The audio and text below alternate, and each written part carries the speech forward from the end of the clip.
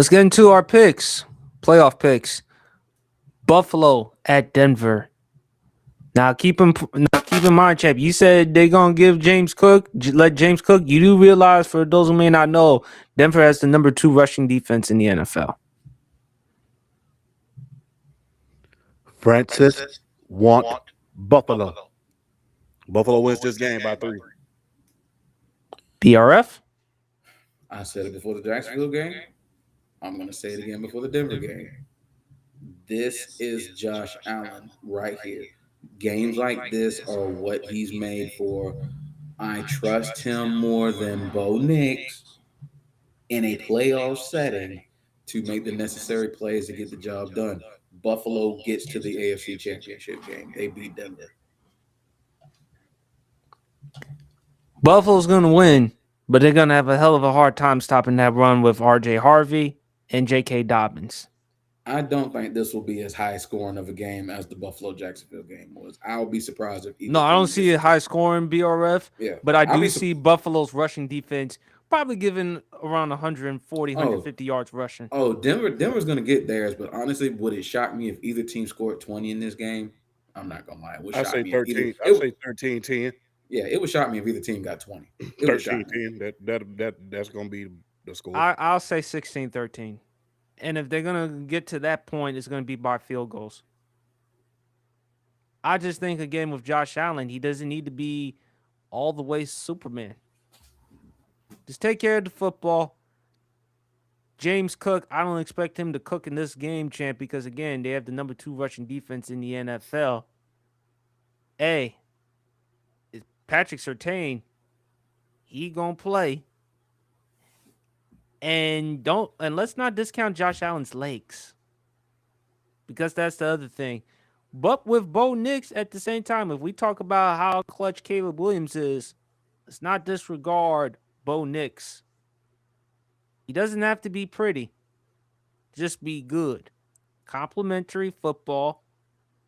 And again, he's been to the playoffs before. And again, interesting thing about it, these two teams are facing off each other. For those who may not know, Denver lost to Buffalo last year at Buffalo. At Buffalo. So Denver kind of has a little advantage because I don't think they're the favorites in this game. Correct me if I'm wrong. Let me go check it up on the ESPN scorecard right now just to be sure, just to be precise. If you look at the scoreboard, the prediction, actually, I'm sorry, Denver is a 1.5 point favorite. Yeah. Yeah. But I don't think Denver deserves to be favorite. But I don't think anyone would be surprised if Buffalo beats Denver. No. Because not too many people are sold or are convinced on Bo Nix. I think Bo Nix is a good enough quarterback. And by the way, what do you expect? He is replacing Peyton Manning. And not only that, look at all the other quarterbacks the Elway and the Denver Broncos had. Trevor Siemian, Paxton Lynch, Brock Osweiler, who at one point went to Houston, then came back to Denver again. Huge mistake on the Houston Texans' part by giving him that contract. Drew Lock, Teddy Bridgewater, Joe Flacco. So it was a laundry list of quarterbacks before you ultimately found that one. So let's pump the brakes on Bo Nix, but I do see Buffalo win this one 16-13. And one quick point before we move on. I think Buffalo, I think they're gonna help. If they're gonna throw the ball, they gotta take advantage of who I think the X factor for me is whichever wide receiver gets the Riley Moss matchup, because I feel like he's the weak link of that secondary right now. Do you know how many pass interferences he gives up, though? Yeah, exactly. I think whichever wide receiver gets the Riley Moss matchup, I feel like it's the X factor. If I'm Buffalo, if you ever wanted a Keon Coleman wake up game, I put him on Riley Moss and just see what happens. Just give him a shot against Riley Moss and go from there. All right. We're going to talk about this one right here. I'm sorry, not that one. 49ers versus Seahawks. Seattle is a 7.5 point favorite. Too high? Yes. Yes. Absolutely. I mean, hey, look, say what we want about Brock Purdy. I mean, the guy plays well in playoff settings. He does. And we saw Sam Darnold in his one playoff game last year for Minnesota against the LA Rams. And the LA Rams had him feeling like he was a New York Jets quarterback playing against New England Patriots and seeing ghosts. That, that's how the Rams had him feeling last year. Um, but with that being said, though, yeah, 7.5 is too high. This is going to be a close game. I think it's going to be a high scoring game, but it's going to be a close game. I feel like this for me is my favorite game of the entire weekend. This is my favorite game of the weekend. I mean, you have the divisional matchup. I mean, they're already familiar with each other. It's the 49ers and the Seahawks. It's one of the better rivalries in the NFC, if not all the NFL, because you know when they get together, I mean, there's history, there's playoff, there's big time regular season history, as we already saw. Week 18 decide the division and the number one seed. There's playoff history. They've played each other in conference championship games before. There is history. There is a lineage of history with these two teams. Um, with that being said, though, as I'm looking at this game, I'm thinking about the playoffs. I think San Francisco turning the road Warriors. I'm picking the 49ers to win this game. I'm going to go along the lines of 34-31. High scoring. Yeah, I said honestly, even with the Seattle Seahawks defense, I feel like when there's familiarity involved, you know how to attack said defense.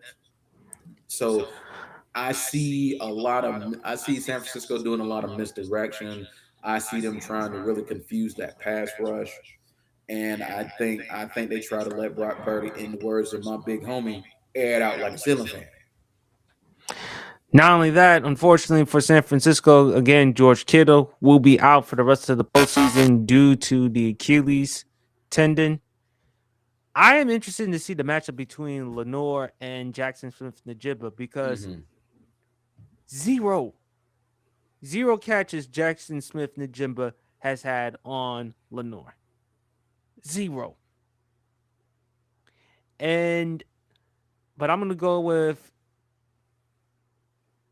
San Francisco.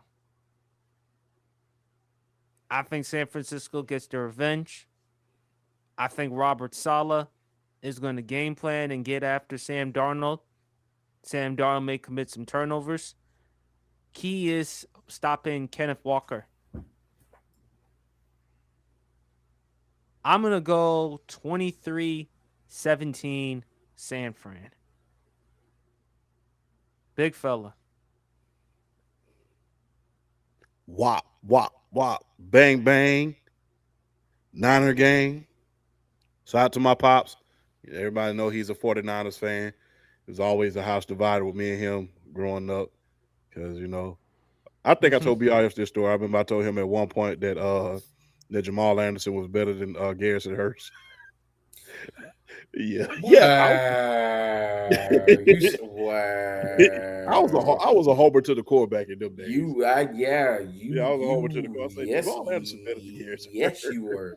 were. Ooh, So ooh, ooh, yeah, ooh. but yeah, shout out to my pops, man. Boy, Big boy, 49ers fan. I would have loved to visit your house back in the day, boy. That was hot take central, boy. I'd have Yeah, been laughing for that sure. was me. Hey man, look, you blame my late great uncle, man. He was a huge Atlanta Falcons fan, so was my grandmother. So I followed in their footsteps. But Hey, yeah, I can't. Hey, it was a you wanna know what my you wanna know as a football fan the biggest hot take I've ever had, even though it didn't come to fruition. I thought it was going to. Would you like to hear the biggest hot take I've ever had as a yeah, football fan? yeah. I thought Michael Vick was going to win a Super Bowl before Peyton Manning. That would have been a fair assessment. I mean, at the time, it looked like it though, because I liked the Falcons' trajectory at the time and how they were building that squad, especially after getting to the NFC Championship game. But then, like, it was the regression in the passing game, and then ultimately 2007. So I mean, that's probably one of my biggest hot takes. I seriously thought Michael Vick was going to beat Peyton Manning to a championship. Yeah, I mean, plus we went on the road and did something nobody could do in the history of Green Bay.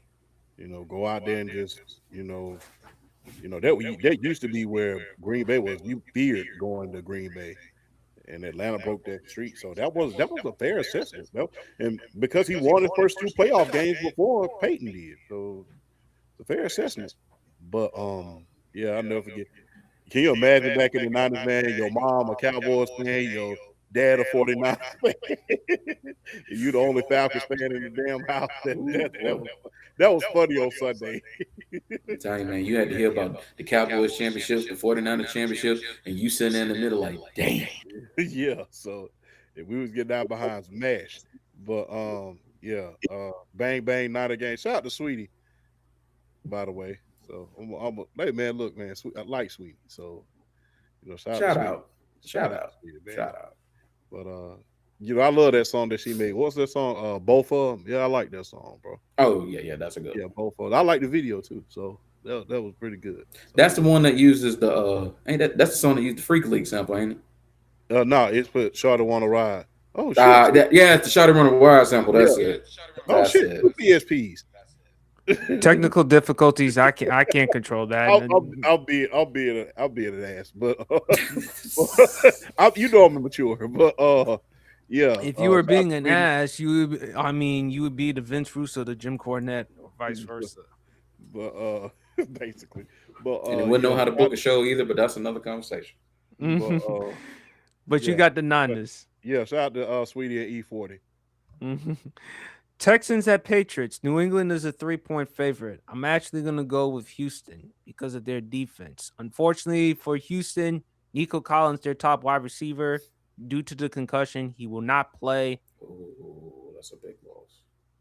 But I think that Houston's defense, I want to see what CJ Stroud can do. If they can try to run the ball, and if CJ, it depends, man. He did not play overall well in that game against the Pittsburgh Steelers. I mean, the interception, the fumbles.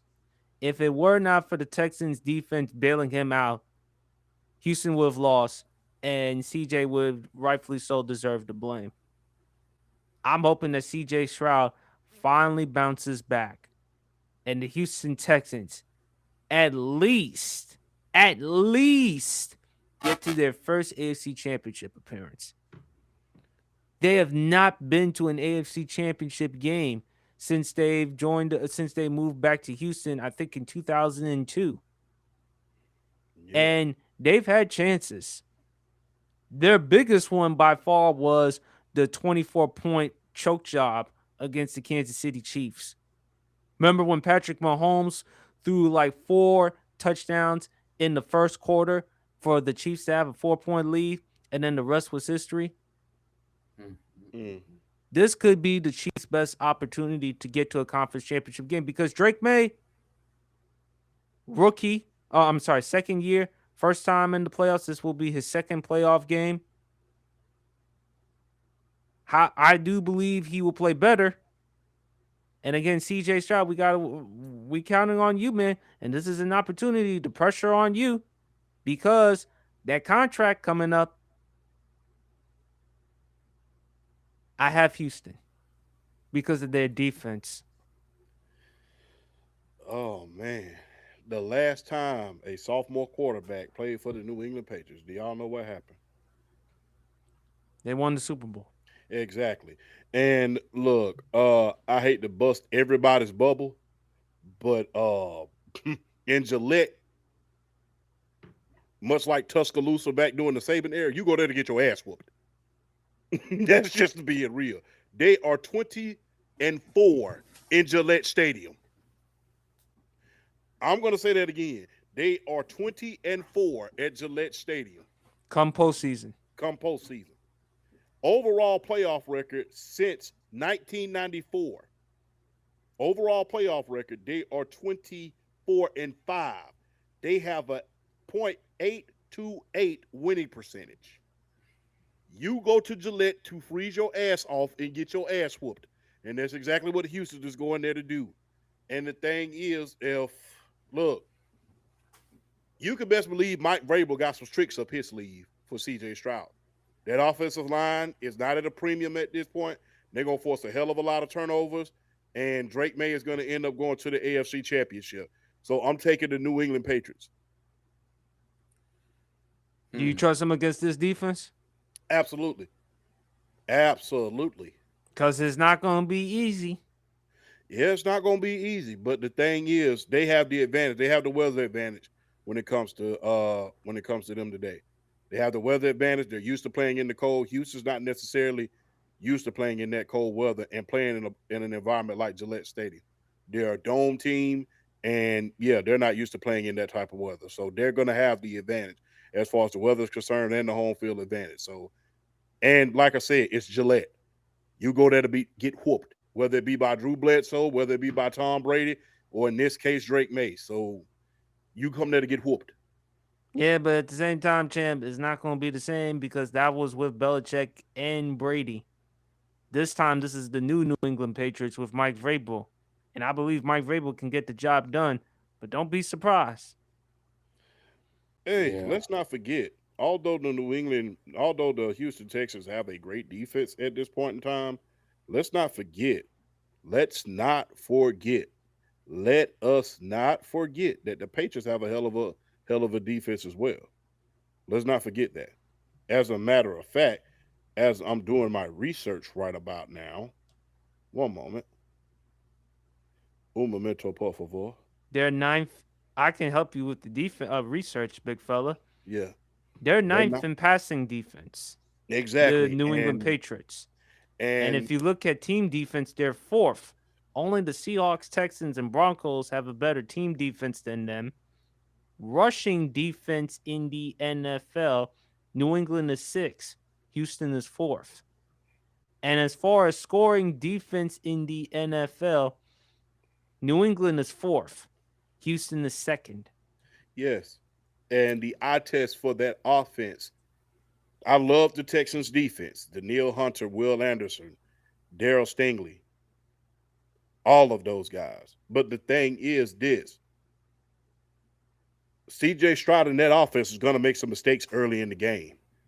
And unlike Pittsburgh, the Patriots offense is going to be able to generate a lot of heat going and capitalize when they do make those mistakes. CJ Stroud is going to throw an interception. Or They're going to fumble. fumble. They're going to fumble the ball, and they're going to turn it over at the most inopportunistic time. Mark my words. Whether it be in the first half or the second half, and they are going to generate at least, that being the New England Patriots, one or two touchdowns off of there, if not a touchdown and a field goal. And that is going to be the difference in this game. Because guess what? If the Pittsburgh Steelers had the offense, just had a little bit of offense, remember when they turned the ball over, they turned the ball over in their own red zone. Not Yes. once, but twice. Yes, It's and just big the Steelers man, the didn't have the defensive capability. tackle, he ran it all the way for a touchdown. Yeah, it's just that the Pittsburgh Steelers didn't have the capability in order to capitalize although they was able to intercept the ball and get the ball and get turnovers. But the New England Patriots, not only do they have the home field advantage, but they have the offensive capability to run the score up and air it out like a ceiling fan. Not to mention, look, once they get ahead, you can best believe they're gonna run that ball. Travion Henderson is coming to his own. So there's a lot more potential, not just with the defense, but the offense. And you're playing in Gillette. I think that I think, but also, big fella, you also have to take into account and consideration too. New England's offense didn't play that well, and imagine if the Chargers' offensive line were healthy. Now, again, Houston, their offensive line ain't much to brag about either, but anything could happen. And after all, this is his second year. This is the first year in the playoffs. And besides, this is not the Belichick, this is not the Brady era. So times have changed. Now, the good thing is, I do believe Christian Gonzalez, who I wanted out of the draft, he'll play in that one. Mm-hmm. But I do think also, too, Drake May, don't be surprised if he commits a turnover as well, too, champ. Because if you looked at that game overall against that Chargers defense, and the Chargers have a solid defense, imagine what he's going to deal with against that Texans defense. That's fair. That's exactly why I'm picking the Houston Texans to win this game. Yeah, even if the Pittsburgh Steelers had a little bit of offense, They still would have got their head whooped. That's just how good the Houston defense was. That's just how good the Houston defense was. Like this is one thing I like to talk about when it comes to defensive football. It doesn't matter whether you're a dome team. It doesn't matter whether you're a team that plays outside. Defense travels. It travels. I don't care if you play dome. I don't care if you play outside. Defense travels. And you saw that with Houston going to cold Pittsburgh and doing what they did to them. Granted, the Steelers' offense isn't as good as the Patriots' offense, but at the end of the day, it's about braving the elements. It's about going out there doing your thing. And Houston did that. I mean, like 100, they held Pittsburgh to 175 total yards of offense. 175 yards, 4 sacks, 2 touchdowns. Like I mean, just domination. And the Chargers have a really good defense. They're not on the level of the Houston Texans defense. And the Patriots only put up 16 on the Chargers, and the Chargers was getting really good pass rush on that Patriots offensive line. So imagine seeing, so not only imagine seeing Will Anderson Jr., and then you got Daniil Hunter as the bookends, but then you got a guy like D'Amico Autry just just running it from the defensive tackle position, and then you got Al Shahir at linebacker, and then you got the secondary, who I feel is the best secondary in football with Derek Stingley Jr. and Kamari Lassiter and Jalen Petrie. I mean, just I feel like that's the thing right there. The Patriots do have a capable passing game. They ain't seen a secondary like that. They ain't seen a secondary like this in a little minute. Because I mean, every single person on the Houston Texans secondary, all of them, all starters had at least 4 interceptions. So that just shows you how good they are as far as ball skills, as far as being able to, just being able to cover and understanding routes and being able to make the plays when they need to make them. So I think this is going to be a low scoring game, but I am picking Houston. I just feel like right now their defense is playing at an all time level right now. I'm looking at a score. I'm looking at a score like 19-16. I don't think it's going to be a real high scoring game. I right now I think the Houston defense is a unit that I trust with my heart of hearts right now. That can go any stadium, anywhere, does not matter, and they're gonna show up. They're gonna ball out. I'm picking Houston 19-16 to win this game. Last one, Rams at Bears. And the Rams, believe it or not, they are a 4.5 point favorite. I think that's a little too high. And it's snowing in Chi-Town. And you mentioned Matthew Stafford record in rain and snow, 1-9. This game is going to come down to the Chicago Bears' ability to pressure Matthew Stafford and be able to get turnovers. I feel like they can. I feel like they will win this game if they're able to force turnovers, because that's the common theme in other Rams losses. Matthew Stafford's turning the ball over or getting sacked multiple times. You're getting their offense off the field, and I feel like it's just a common thing with Matthew Stafford and the Rams this season. With that being said, though, hmm, I I got think it's. Chicago. Oh man. Um, Because don't be surprised, Matthew Stafford and the offense commits a turnover or two. Bears are number one as far as takeaways, that's and yeah, very true. they will capitalize off of it. It's Chicago. Um, Shout out to Cheeseheads, Yes, Cheesehead Paws. Bear down. Shout out to those guys, man. Great gentlemen, big Chicago Bears fans. Bear down, man. So shout out to them. So it's Chicago. I I think love they get. Caleb Williams' response to Lil Wayne though. After Yeah, had to. But Oh, this game is hard for me to I, pick. This I, game I, is hard for I me to think pick, Caleb bro. Williams. I think Caleb Williams is going to go to. I think they're going to go to their first NFC championship since Jay Cutler, 2010. since 2010, and depending on who he is, they have a good chance to go to the bowl. Not saying they're going to win it; they have a good chance to go. But that 1-9 record, in the cold, eh, that don't give me a lot of faith, especially when it's snowing.